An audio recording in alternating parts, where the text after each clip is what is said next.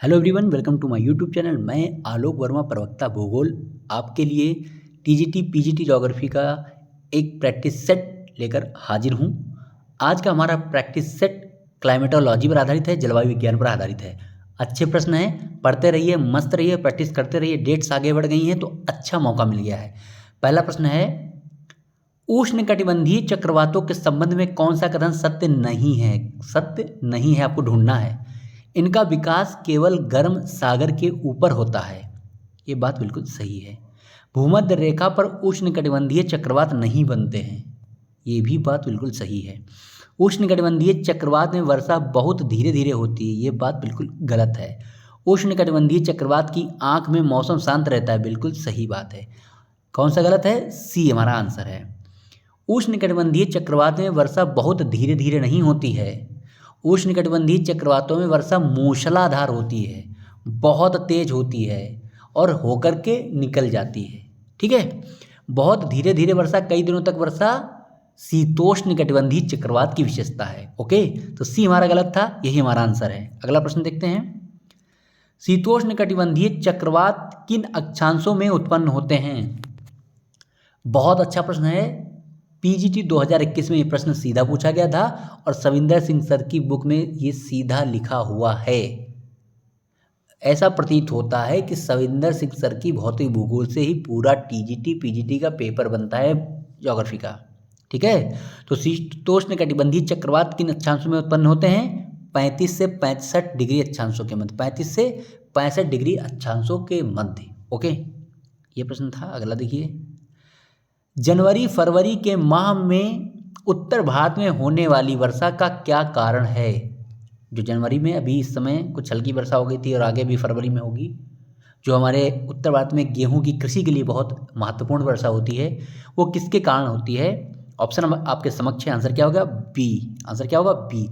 शीतोष्ण कटिबंधीय चक्रवात ये इस वर्षा का कारण है। इसी वर्षा के होने से कश्मीर और ये जो पहाड़ी राज्य हैं वहाँ बर्फबारी होती है। ठीक है। उष्णकटिबंधीय चक्रवात, जिसे पश्चिमी विक्षोभ भी कहते हैं। तो ये पश्चिमी विक्षोभ कहाँ उत्पन्न होते हैं, किस सागर में उत्पन्न होते हैं, ये आप कमेंट में आंसर दें अगर आपको पता है। ठीक है, बी आंसर है। चौथा प्रश्न है, क्षोभ मंडल की ऊपरी सीमा को ट्रोपोपाज यानी क्षोभ सीमा सर्वप्रथम किसने नाम दिया था? ट्रोपोपॉज क्षोभ सीमा किसने नाम दिया था? ऑप्शन आपके सामने है। आंसर क्या होगा? B, Napier Shaw. Napier Shaw ने ट्रोपोपॉज नाम दिया था। ये हमारा आंसर है। टिजरेंस डी बोर्ड ने क्या किया था? इन्होंने क्षोभ मंडल का नामकरण किया था। ठीक है, क्षोभ मंडल का। ओके, बी सही है, नेपियर शाह। पांचवा प्रश्न है, निम्नलिखित में से कौन सी वायुमंडल की स्थिर गैस नहीं है? वायुमंडल में कुछ स्थिर गैसें हैं और कुछ अस्थिर गैसें हैं। मतलब कुछ ऐसी गैसें जो हमेशा उतनी हैं जितनी रहेंगी, और कुछ ऐसी जो घट या बढ़ सकती हैं। तो कौन सी स्थिर गैस नहीं है? Nitrogen, oxygen, carbon dioxide, argon. Answer क्या होगा? सी। CO2 स्थिर गैस नहीं है, क्योंकि CO2 की मात्रा बढ़ रही है, इससे ग्लोबल वार्मिंग हो रहा है, दिक्कतें आ जाएंगी। सी हमारा आंसर है। ओके, छठा प्रश्न देखिए। ओजोन का समताप मंडल में कहाँ पर सबसे ज़्यादा सांद्रण है? ओजोन जो गैस है वो समताप मंडल में है। समताप मंडल में भी कहाँ पर सबसे ज़्यादा इसका सांद्रण है, सबसे ज़्यादा मतलब घनी है, कहाँ पर? ये भी प्रश्न बहुत अच्छा है। सी आंसर है, 12 से 35 किलोमीटर के बीच। 12 से 35 किलोमीटर के बीच। ओके, सातवां है, निम्नलिखित में से कौन सूर्य का एक मंडल नहीं है? सूर्य है, सूर्य के 4 मंडल हैं, एक ऐसे, फिर ऐसे, फिर ऐसे, फिर ये। ठीक इस तरीके से मंडल है। तो ट्रोपोस्फियर ये सूर्य का मंडल नहीं है। फोटोस्फियर है, क्रोमोस्फियर है, कोरोना है और कोर है। ठीक है, कोर 4 हैं। तो आंसर क्या है? ट्रोपोस्फियर।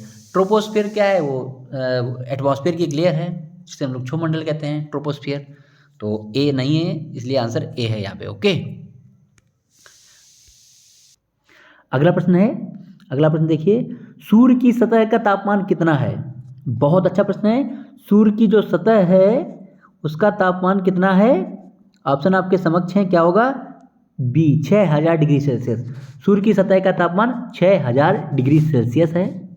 अगला प्रश्न, उप सौर यानी पेरिहेलियन की स्थिति कब होती है? बहुत अच्छा प्रश्न है। पेरिहेलियन की स्थिति कब होती है? उपसौर की 3 जनवरी, जब सूर्य पृथ्वी के सबसे नज़दीक होती है। सूर्य के सबसे नज़दीक पृथ्वी होती है 3 जनवरी को। और अपसौर, अपसौर ये स्थिति कब होती है? 4 जुलाई को। उप 3 जनवरी को, अप 4 जुलाई को। ठीक है, चलिए अब अगला प्रश्न। सूर्य कलंकों के संबंध में कौन सा कथन सत्य नहीं है? अब सूर्य में जो धब्बे होते हैं उनके बारे में कौन सा कथन सत्य नहीं है? क्रोमोस्फीयर की तुलना में इनका तापमान 1500 डिग्री सेल्सियस कम होता है, बिल्कुल सही। इनका जीवन काल कुछ दिनों से लेकर कुछ महीनों तक होता है, बिल्कुल सही। प्रत्येक सौर कलंक में एक काला केंद्र होता है जिसे अम्बरा कहते हैं, बिल्कुल सही। सामान्य तौर पर सौर कलंकों की वृद्धि 20 वर्षों में होती, गलत। यही हमारा आंसर है। सौर कलंकों की जो वृद्धि है वो 11 वर्षों के अंतराल पर होती है, तो यहाँ पे डी गलत था, यही हमारा आंसर है। ओके, 11वां, निम्नलिखित प्रकार के मेघों में से कौन से आकाश में उच्चतम स्तर पर दिखाई पड़ते हैं? यानी इन 4 ऑप्शन में जो बादल दिए गए, मेघ दिए गए, कौन सबसे उच्च मेघ हैं? बी हमारा सही आंसर है। पछाब कपासी सबसे उच्च बादल हैं। ओके, यहाँ पर आंसर बी होगा। 12वां देखिए, निम्नलिखित गैसों में से कौन सी वायुमंडल की प्राकृतिक घटक नहीं है? कौन सी प्राकृतिक रूप से वायुमंडल में नहीं पाई जाती है?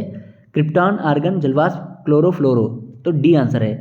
सीएफसी ये तो प्राकृतिक रूप से नहीं थी, मानव के प्रदूषण से बढ़ रही है सीएफसी, क्लोरोफ्लोरोकार्बन, डी हमारा आंसर है। ओके, उष्णकटिबंधीय क्षेत्र में वायु में जल के कणों का प्रतिशत कितना होता है? वायु यानी एटमॉस्फेयर में जल का कितना प्रतिशत है? आपके समक्ष ऑप्शन है, क्या होगा? ए 4%। कितना? 4%, बिल्कुल सही। ध्रुवीय जेट स्ट्रीम के बारे में कौन सा कथन सत्य नहीं है? जेट स्ट्रीम के बारे में आप जानते हैं, यहाँ पे ध्रुवीय जेट स्ट्रीम के बारे में कौन सा कथन सत्य नहीं है? ग्रीष्मकाल में यह उत्तर की ओर गतिमान होती है, बिल्कुल सही। यह सतही तूफान के परिसंचरण को ऊर्जा देती है, बिल्कुल सही। इसकी अवस्थिति ध्रुवीय वाताग्र के अनुरूप होती है, बिल्कुल सही। इसका वेग ग्रीष्मकाल में अधिक होता है, बिल्कुल गलत, यही हमारा आंसर है, ये गलत है। इसका वेग ग्रीष्मकाल में अधिक नहीं होता है, डी गलत था, यही हमारा आंसर है। क्या आंसर है? डी, ये इसका वेग अधिक नहीं होता है। ठीक है, डी आंसर है। 15, वर्षा से संबंधित हिम क्रिस्टल सिद्धांत किसने प्रतिपादित किया था? वर्षा से संबंधित हिम क्रिस्टल सिद्धांत किसने प्रतिपादित किया था?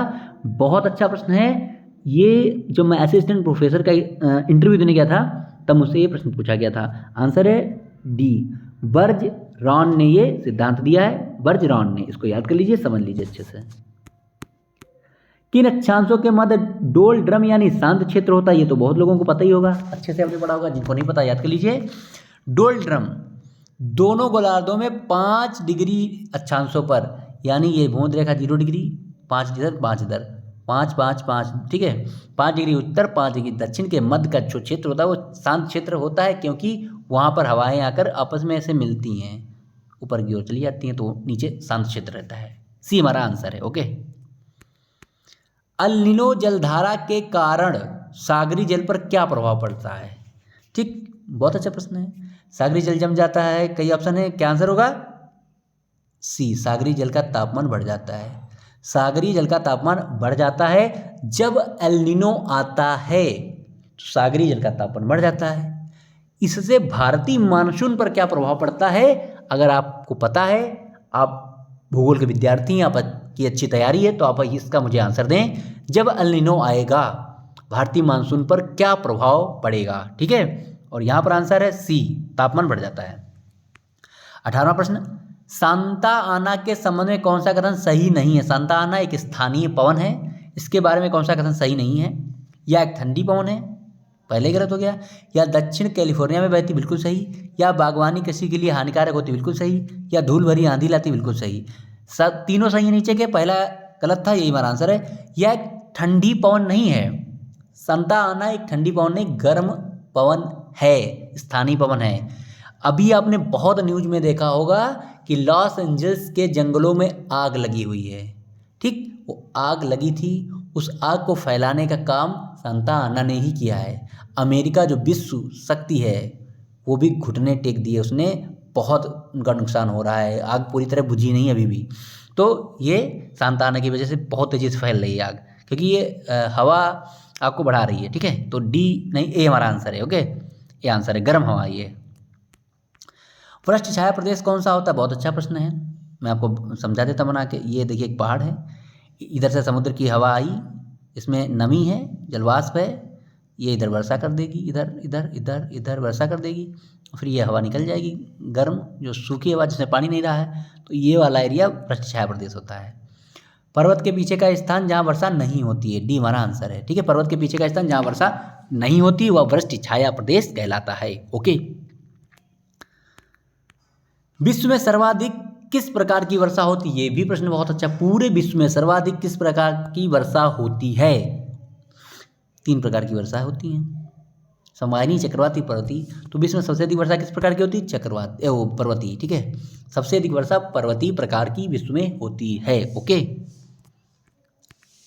21वां है, विश्व के किस क्षेत्र में आने वाले चक्रवातों को टाइफून कहते हैं? ये इतने टाइफून सॉरी टाइफून कहते हैं किस क्षेत्र के? तो है इसका आंसर सी, चीन सागर में। चीन सागर, चीन फिलीपींस के आसपास वाला जो इलाका, वहाँ पे जब चक्रवात आता है उसको टाइफून कहते हैं। ठीक है, टाइफून। ऑस्ट्रेलिया के तट पर विली विली कहते हैं, बंगाल की खाड़ी में चक्रवात कहते हैं, संयुक्त राज्य अमेरिका में वो हरिकेन कहते हैं। ओके, निम्नलिखित दशाएं किस प्रकार की जलवायु को इंगित करती हैं? बहुत अच्छा प्रश्न है, शायद आप जान भी रहे होंगे, जिन लोगों को नहीं पता वो समझ लें, इस तरीके का भी प्रश्न आ सकता है। क्या है जलवायु के बारे में बताया गया? शीतकाल में वर्षा, खट्टे रसदार फलों की खेती, ओक, चेस्टनट, साइप्रस वृक्ष, ये सब कहाँ मिलेंगे? भूमध्य सागरीय जलवायु में, भूमध्य सागरीय जलवायु में। ठीक है, अगला प्रश्न देखते हैं हम लोग। निम्नलिखित वायुमंडलीय स्तरों में से किस में लगभग 0.6 डिग्री सेल्सियस प्रति 100 मीटर की औसत दर पर ऊंचाई के साथ तापमान में गिरावट आती है? तो इसका आंसर आपको पता ही है, क्या है? क्षोभ मंडल। क्षोभ मंडल में ऊपर जाने पर तापमान गिरता है 0.6 डिग्री सेल्सियस प्रति 100 मीटर पर, या आप कहें कि 1000 मीटर पर, इसमें हो जाएगा फिर 6 डिग्री सेल्सियस। ठीक है, ऐसा। निम्नलिखित में से कौन सही सुमेलित नहीं है? एक तरफ गैस है, दूसरी तरफ वायुमंडल में प्रतिशत। नाइट्रोजन कितना है? 78%, बिल्कुल सही। ऑक्सीजन 20.9, बिल्कुल सही, या आप 21 भी कह सकते हैं। आर्गन 0.9%, बिल्कुल सही। कार्बन डाइऑक्साइड 1.2, बिल्कुल गलत। ये हमारा आंसर है, डी सही है। कार्बन कितना प्रतिशत है? 0.03%, इतना कम है, फिर भी बड़ी समस्या हो रही है, पृथ्वी गर्म हो रही है। 0.03% है कार्बन डाइऑक्साइड। ठीक है, अंतिम प्रश्न है, निम्नलिखित में से किस वायुमंडल परत में तापमान स्थिर रहता है? तापमान स्थिर रहता है कहाँ पर?